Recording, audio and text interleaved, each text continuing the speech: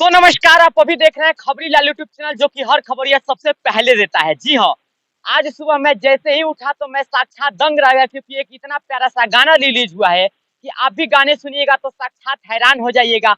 और आपको बता दूं कि यह गाना जिसका है उनका नाम है वायरल गर्ल शिवानी सिंह। जी हाँ, एल्बम का नाम है दुल्हा दिलवाला चाही। जी हाँ, ये भाभी दुल्हा दिलवाला चाही लिरिक्स कुछ इस तरीके से है। और गाना इतना प्यारा है शिवानी सिंह का कि आप साक्षात सुनिएगा तो आपका दिल खुश हो जाएगा। और यह गाना जिस चैनल पे रिलीज हुआ है उस चैनल का नाम है त्रिमूर्ति म्यूजिक वर्ल्ड। जी हाँ, आज सुबह ही गाना रिलीज हुआ है और गाना काफी ज्यादा प्यारा है। तो आप लोग भी जाइए और इस गाने को प्यार दीजिए।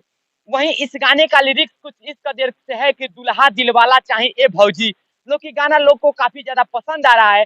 और इस गाने में मॉडल की बात करें तो मैं आपको बता दूं कि इस गाने में मॉडल है पल्लवी गिरी, जो कि भोजपुरी की काफी बेहतरीन मॉडल है और जिस भी गाने में नजर आती है वो गाना चार चांद लग जाता है।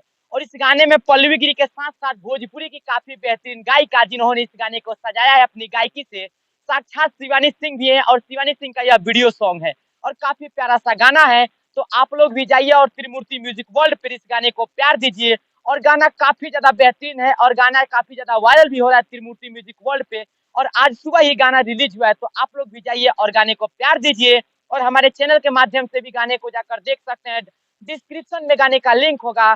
तो आप लोग इस गाने को प्यार दीजिए। एल्बम का नाम है दुल्हा दिलवाला चाहिए। तब तक के लिए जय हिंद, जय भोजपुरी समाज।